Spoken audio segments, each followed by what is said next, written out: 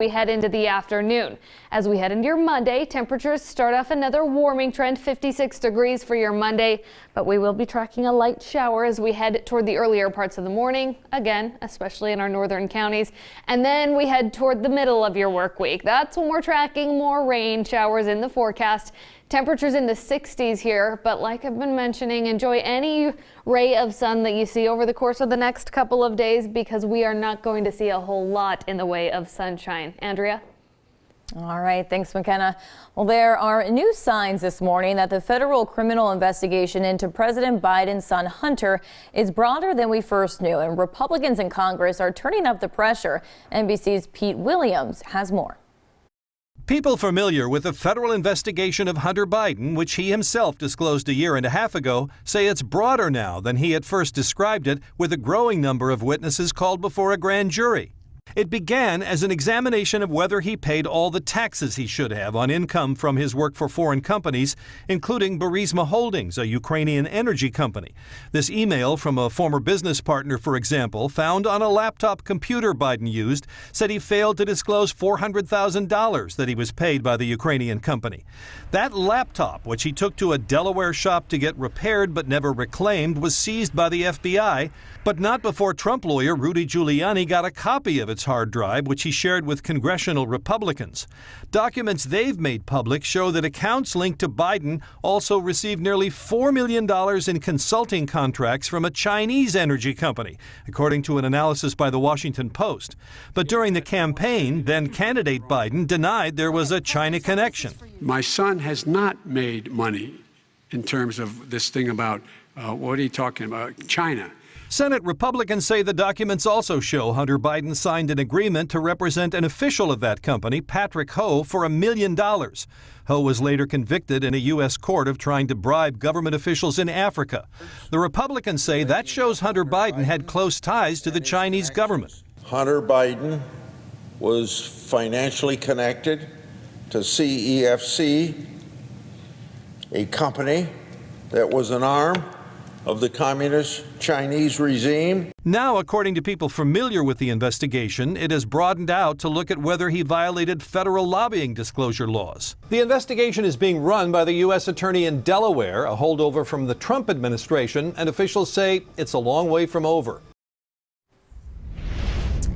Colorado's woman was scared with her dog sitter. Now it's ending with a warrant for this man's arrest. The pit terrier mix in the picture, that's Scholar. He belongs to a woman named Patricia. More than a week ago, Patricia called police for help after she tried to contact the sitter, Jessie, to get her dog back.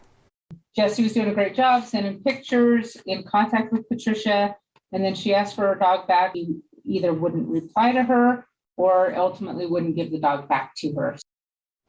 He must have liked Scholar a little too much. Police say he wouldn't respond to their text messages or calls either for more than a week. The social media post started circulating, and the sitter eventually dropped Scholar off at the Humane Society. Police are still looking for Jessie. Well, head on NBC4 midday. A first grader in the Keystone State has a booming tie-dye business. What he plans to do with that money he's earning.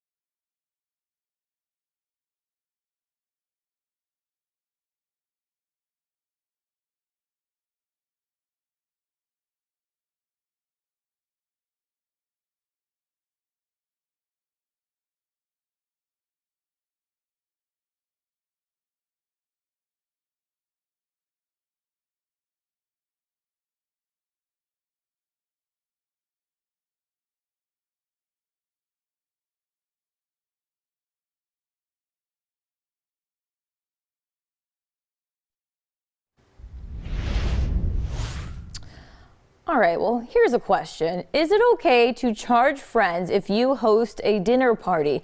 Comedian Amber Nelson tweeted earlier this month that she got invited to someone's place for dinner. They later sent her a Venmo request for cash. As you can imagine, the responses all over the place. Experts say the only instances when you could charge guests or even ask for extras if it's a potluck, then of course guests should expect to bring something or even a fundraiser, both of which should be disclosed prior to arrival. Well, a 6-year-old is working hard and helping to give to charity in Pennsylvania with his very own business. Tuka is only in the 1st grade, but he's already running his own tie-dye business. He spends his weekends making shirts to sell, and he says business is booming. But the question, what's he going to do with all that money? I'm mostly giving away most of the money for charity, but the rest of the money I'm saving up for a $2,000 Lamborghini. It's gonna look like a normal Lamborghini, but green.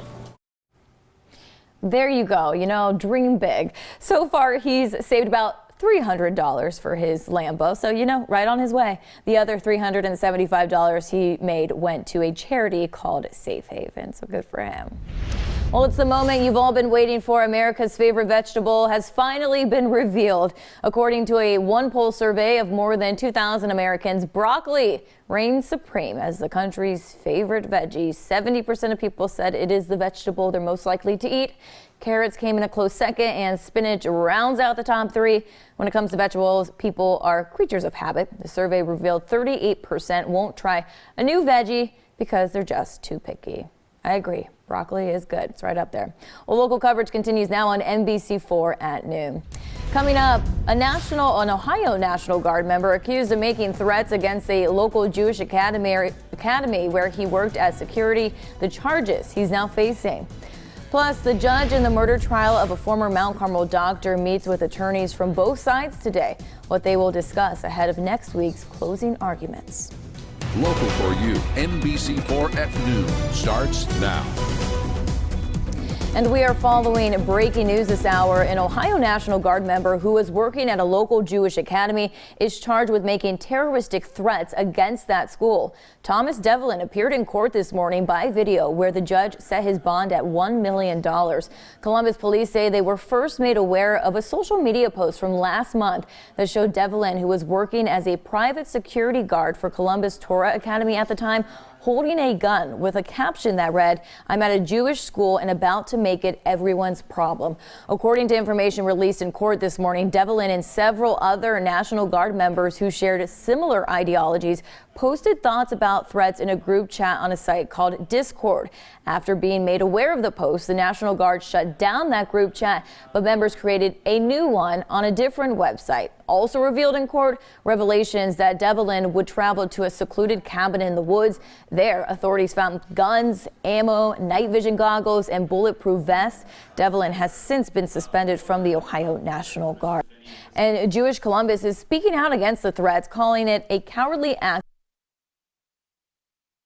Our Jewish beliefs. This threat was an act of anti-Semitism. It was a cowardly act of intimidation. It was an attempt to silence our Jewish beliefs. Also developing now, the state fire marshal's office is urging anyone with information about a fire in Chillicothe that killed a boy and his aunt earlier this week to come forward. Early Tuesday morning, Heidi Prohl and her nephew, 10-year-old Shane Lane Jr., were sleeping in a loft above a detached garage when that fire started. Firefighters found both of them dead. The cause of the fire has not yet been determined, but the state fire marshal's office says any information could be helpful. If you have any details, you can call the state fire marshal's tip line.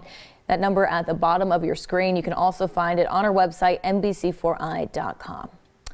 Well, thankfully, snow showers we saw this morning have since moved out. Thank goodness, but still a little bit cold out there. This is a live look at our tower cam right now. I mean, hey, at least we have a little bit of that sunshine peeking through, so that's a good news for your Friday, I guess. Storm Team 4's McKenna King joins us with a look at that forecast. Yeah, it was coming down earlier. And honestly, we're still going to see a little bit more. If you turned that camera around, you'd have a little bit of a different view. Okay, we'll show that here in just a second. It is a little deceiving. The heavier portions of that snow is over, but we will still see some light patches of flurries. You see this behind here. So we're going to start to see some showers picking up yet again in Columbus, and then from there on out we'll see flurries off and on throughout the afternoon. This is what we're looking at as we take a little bit of a closer look. You see that shower inching closer to Columbus, just kind of situated over London right now. That's what we'll be looking at over the course of the next couple of minutes, and like I mentioned, flurries from there. But we have seen some significant snowfall off to our north. Morrow and Crawford counties both were under a snow squall warning. They have canceled that for Crawford County, the National Weather Service, but in Morrow County it's best to avoid travel over the course of the next let's see, 15 minutes or so. We're talking snow squall warnings, so sudden drops in visibility, sudden heavy snowfall. Portions of that region picking up 2 inches of snowfall just over the course of about 30 minutes. So dangerous travel conditions if you're up there just over the course of the next 10 minutes. They did continue that warning, so something to keep in mind up to the north. We are cloudy though, getting ready to pick up some more snow showers. Visibility a little bit lowered in Columbus, but this is what we've seen over the last several hours. This is snow in Hilliard from a little bit earlier from meteorologist Ben Gelber. We have picked up about a quarter of an inch of snow here in Columbus, about half an inch in Bell Fountain. So we'll continue to see those flurries the next couple of hours. Temperatures are cool and we won't warm up a whole lot today, but I'll time out the rest of your day's forecast and your weekend coming up in a few minutes. Andrea? All right, sounds good. Thanks, McKenna. Well, happening today, the judge in the murder trial of former Mount Carmel doctor William Husel is meeting with the attorneys on both sides of this case to discuss jury instructions. Now, this comes after the defense rested its case yesterday after calling just one witness to the stand. Meanwhile, the state called 53 witnesses over the course of several weeks, including doctors, nurses, and pharmacists from Mount Carmel, as well as loved ones of the patients involved. Judge Holdbrook did tell us that the state will ask him to consider instructing the jury to consider a less charge of reckless homicide for one, some, or all 14 counts in this case. Closing arguments are expected to begin next week. The Ohio Department of Health is reporting the state's first pediatric death connected to the flu this season. According to ODH, the victim is an 8-month-old boy from Ashland County. So far, there have been 972 hospitalizations this flu season compared to 108 last year. The low number last year is being linked to COVID mitigation measures. Happening today, the body of the Ohio Marine who died in Norway will return home. The plane carrying the flag-draped casket of Gunnery Sergeant James Peedy will land in Zanesville this afternoon before his body will be escorted to his hometown of Cambridge. The Marine was one of 4 U.S. service members killed 2 weeks ago during a NATO training exercise. His body was returned to the United States in a dignified transfer last Friday. According to the Daily Jeffersonian newspaper, the family expects to announce times for a public visitation and services next week. But both of Ohio senators in Washington, D.C. say the United States could be doing more in response to Russia's war in Ukraine. Coming up, the steps they would like the Biden administration to take. And next, Russia and Ukraine are back at the negotiating table today. What the Russian officials are accusing Ukraine of that could undermine the talks.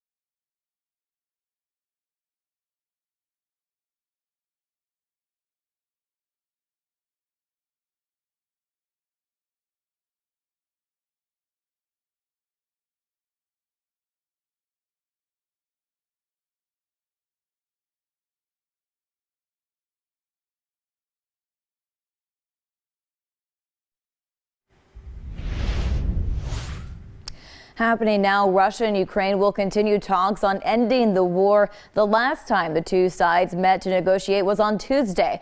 Now, today's meeting comes amid Russian accusations that Ukraine carried out an attack within Russian airspace. A Russian official claims 2 helicopter gunships targeted an oil depot this morning.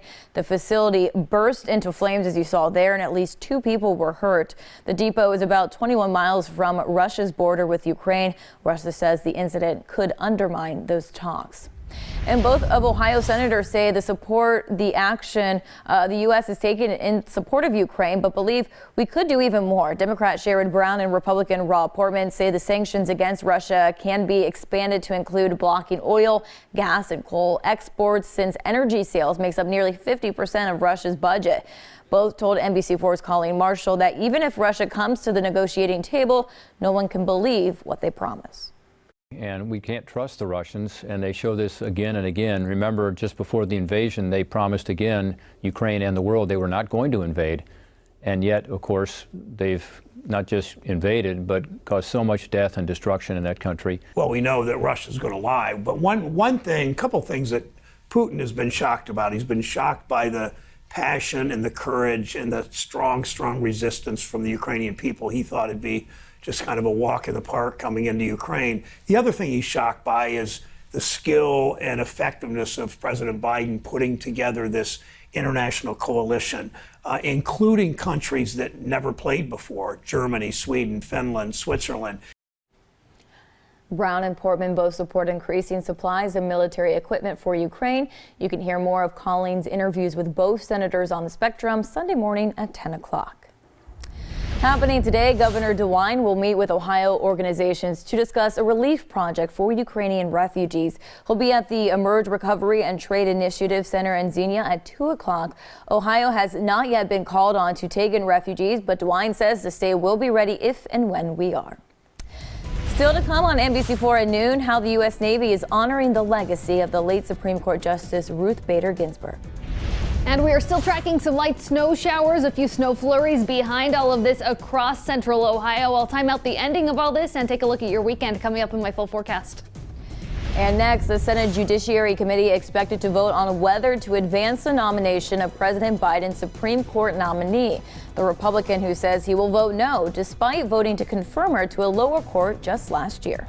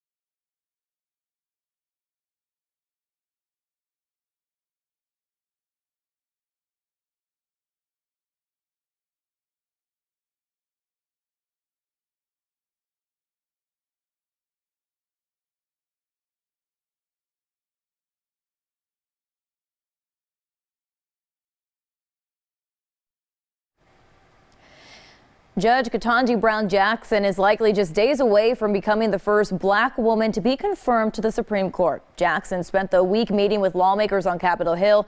All Democrats have already said they will support her confirmation, and she has earned the backing of at least one Republican, although another GOP lawmaker who voted to confirm her to the U.S. Court of Appeals just last year says he will not vote for her confirmation to the nation's highest court. My decision is based upon her record of judicial activism, flawed sentencing methodology regarding child pornography cases. It's unlikely that Republicans will be able to stop what would be a historic confirmation. Judge Jackson only needs a simple majority in the full Senate. The Senate Judiciary Committee will meet Monday to vote on advancing her nomination. New numbers from the Labor Department shows that the U.S. added 431,000 jobs in March, driving down the nationwide unemployment rate to 3.6%, just above the pre-pandemic historic low of 3.5%.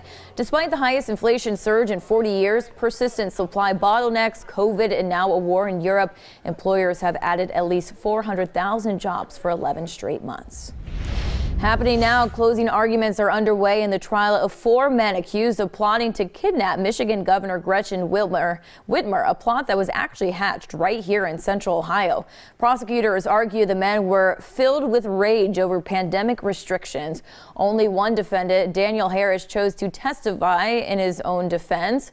He denied committing any crime, but under cross-examination, he was confronted with his own words about ways the men could kill the Democratic governor. Defense attorneys insist the men were entrapped by informants and agents.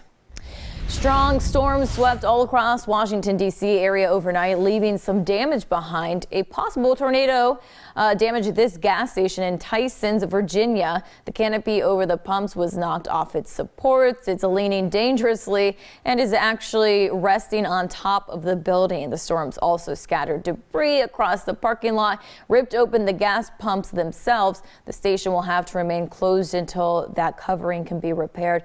And this was the same storm system that spun off tornadoes as far away as Arkansas as it moved across the country. So kind of all across the country, we're dealing with different storm systems, whether, tornadoes, in our case, a little bit of snow here today. And that same tornado system, we saw rain from that. Luckily, we had too much dry air to be able to produce tornadoes or thunderstorms. But now we're dealing with snow after we had 70-degree temperatures the middle of the work week, and you woke up to snow for your April 1st. This is what we're looking at right now. Some more showers moving into Columbus, but these are lighter showers than we've seen the last couple of hours. In fact, the heavier showers are now off to our east. Places like Cambridge seeing some of that heavy snowfall, and McConnellsville as well. From here on out, we're going to continue to see flurries behind all of this. You see these little dots of blue in the western portions of the region just now moving in, and it's starting to turn pink a little bit too because temperatures are warming up, so we'll start to see more of that wintry mix. This is going to be kind of a wintry drizzle